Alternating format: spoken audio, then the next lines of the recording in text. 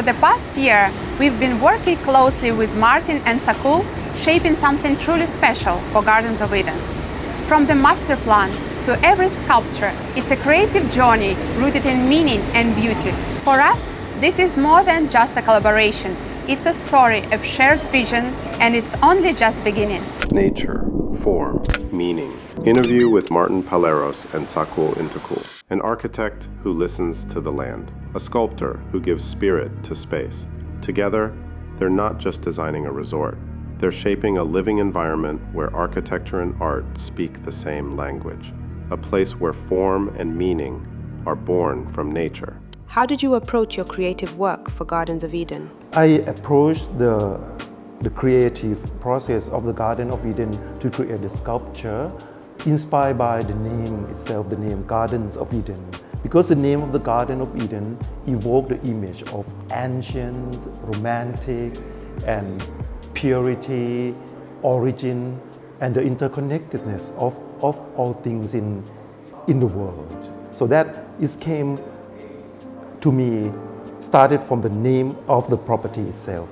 What does Gardens of Eden mean to you as an architect? Gardens of Eden confirms my belief, that architecture should not dominate nature. So the project is a sanctuary where people live within nature, and architecture and nature are in balance. That's what 70% of the spaces has been dedicated to gardens. And the aim, again, is to create a unique community, where people can enjoy, living within nature. What inspires your creative process?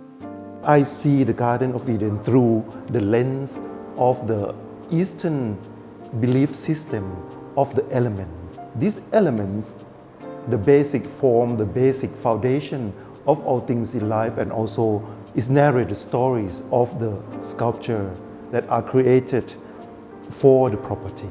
How does nature influence your creative process? Since I finished my master's degree in landscape architecture, I have always prioritized nature in our projects and make sure that all our projects, the aim is to make sure that the architecture is fully integrated with nature. At Gardens of Eden, the way that we approach the project is basically we design the gardens and all the open spaces, and then the architecture follow and organize itself around these gardens and open spaces. How is your sculptural work for Gardens of Eden progressing? Well, it's progressed quite well. We have proposed and evolved the designs of the garden of the sculpture. I think it's progressed beautifully, and it's become part of the garden.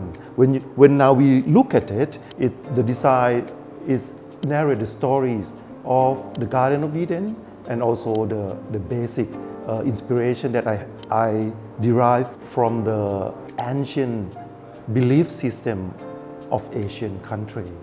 What inspired you most when designing Gardens of Eden? The inspiration for Gardens of Eden, of course, came from the place, from Phuket.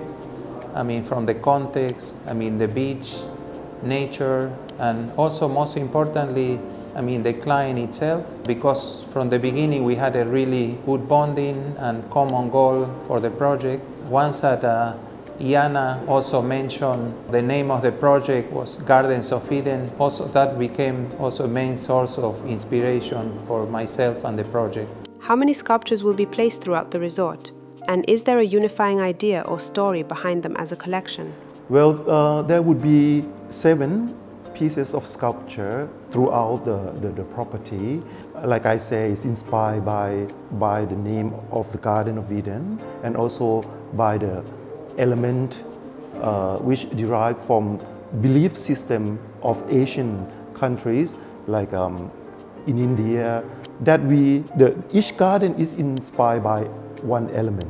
So 5 elements, which are water, fire, air, earth, and also the space. So that are 5 elements, 5 pieces. The 6th piece of the sculpture is inspired by the consciousness. So this consciousness animates the elements, so that create all the living things, the living elements, the living things in the universe, so to say.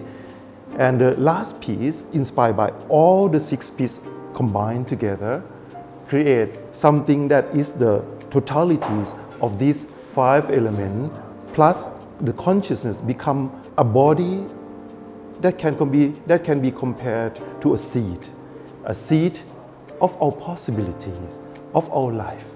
So that would be the 7th piece that would be positioned into the Garden of Eden. So there are 7 pieces altogether.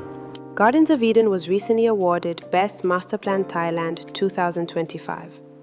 In your view, what makes the Masterplan so unique and deserving of this recognition?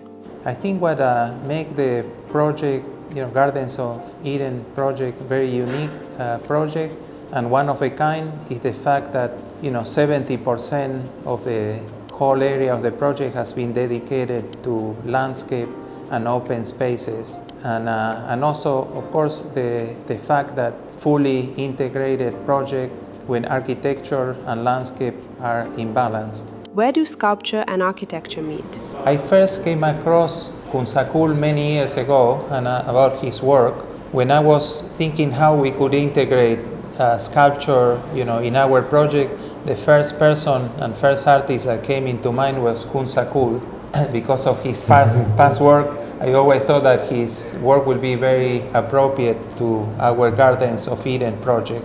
And also I believe that the sculpture should grow organically, from the ground, and also should be fully integrated with architecture and nature. So that's what Sakul came in mind, and now is part of the very important part of the project as well. So I must thank Kun Martin for inviting me to do this project, and also Kun Yana, who have trust in me. For me, the architecture and the sculpture meets when the whole things become an experience for the clients or the people who live in that environment. Which means that like when you walk through the garden, you have this strategically positioned sculpture that is, like Kun Martin said, is integrated. It's become a part of the garden. So and it's narrate one story throughout the property. So I think that is when architect and sculpture meet, when it creates an experience for everyone who visit the property. In Gardens of Eden, form follows feeling. Nature leads, and creation begins. This is where architecture and art grow as one.